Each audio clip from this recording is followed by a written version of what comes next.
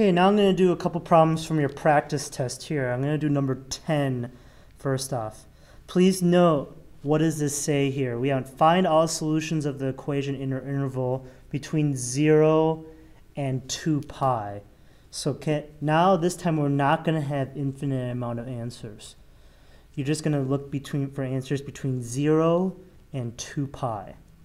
And what we have here is we have 2 cosine x sine x plus sine x equals 0. Let's go ahead and zoom a little bit more on this.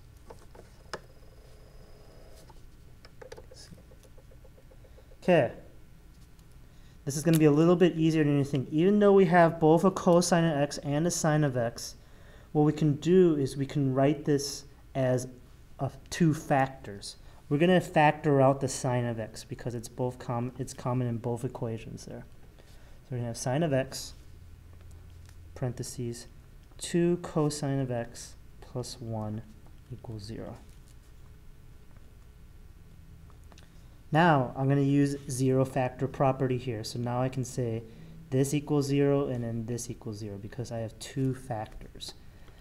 Sine of x equals 0 and 2 cosine x plus 1 equals 0. Let's work with the sine of x here first. So look at your trig bit sheet. Where does sine of x equal 0? Between 0 and 2 pi, not including 2 pi. So make sure you don't include 2 pi. But you can include 0 because it has the brackets. So looking at right here, sine of x, if it's 0, sine of x is 0 when the angle is 0. Okay, so right here 0, and that's included. Again, sine of x is also 0 at pi. And, well, sine of x is 0 at 2 pi, but again, we cannot include 2 pi. That is not included in the answer.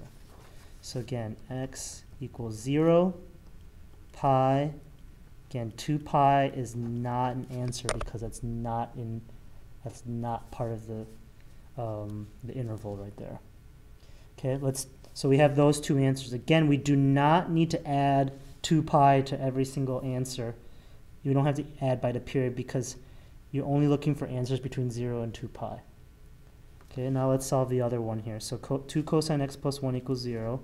Subtract 1 from both sides. 2 cosine x equals negative 1. Divide by 2 on both sides. Cosine x equals negative 1/2. Again, that's what we're looking for. That's beautiful. We want things where it's something like 1/2, square root of 2 over 2, square root of 3 over 2, 1, or 0. Those are the things we're looking for when it comes to sine or cosine. So that's what we're looking for. Okay, so cosine x equals negative 1/2. Look at your trig bit sheet. Maybe memorize your unit circle a little bit. So right here, that's 2 pi over 3. And that's also 4 pi over 3. So x equals 2 pi over 3 and 4 pi over 3. Okay, we want to write those answers in set notation and in numerical in ascending order. So let's write the answer again. X equals 0. Pi would be 3 pi over 3, so we would put 2 pi over 3 first, pi, and 4 pi over 3. And that is our answer. Oops, set notation, sorry about that. That is set notation because we have multiple answers, so we write it into set notation.